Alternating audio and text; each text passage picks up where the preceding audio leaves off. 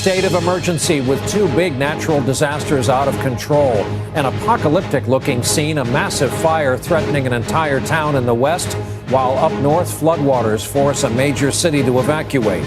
Let's go out west. Another big and still developing story we're following tonight. Those exploding wildfires, including one that officials say threatens to burn down an entire town. It's all happening at a time when the federal government is cutting back on funds to prevent these types of fires, leaving a lot of cities now scrambling to do it on their own. Our report tonight from NBC's Gabe Gutierrez. With fire crews stretched to the limit and lives hanging in the balance. I didn't think it'd be this bad. It's a total loss. My chimney is the only thing left standing. Lawmakers are facing a burning policy question as another surging wildfire today is forcing 400 residents of South Fork, Colorado to evacuate. Give me some water! The dilemma? U.S. taxpayers are spending more to fight forest fires, but Washington is spending less to prevent them. The Obama administration is proposing a 30% cut to a federal program that removes dead trees and flammable underbrush. You can find it all over western states. Look at how quickly it can fuel a fire. With less focus on prevention, the Forest Service is forced to spend more once the fires are already burning. We've got to forecast better about where we're going to hit these fires. It's a complex equation that we've got to deal with now with less firefighting assets.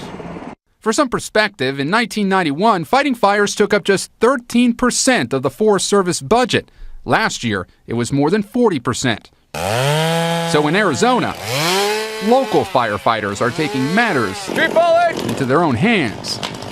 Using local tax dollars that voters approved, these crews from Flagstaff are clearing brush and thinning the forest, reducing fuel for potential fires.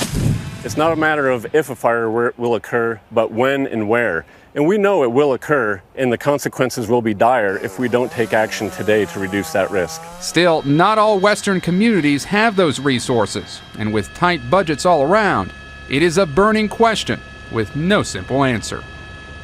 On this first day of summer, officials are warning people across the West to brace for the worst fire season in memory. Right now, Brian, there are at least 21 major uncontained fires nationwide. Gabe Gutierrez, Calabasas, California for us tonight. Gabe, thanks. Now we go to the north, to Canada. They're dealing with the worst flooding in decades there. So severe, they've evacuated downtown Calgary in Western Canada. Many neighborhoods surrounding the city as well. In all, 75,000 residents are on the move tonight, uprooted. 1,300 Canadian soldiers have been called in to help. This flooding was caused by a big weather system dumping torrential amounts of rain along the U.S.-Canada border.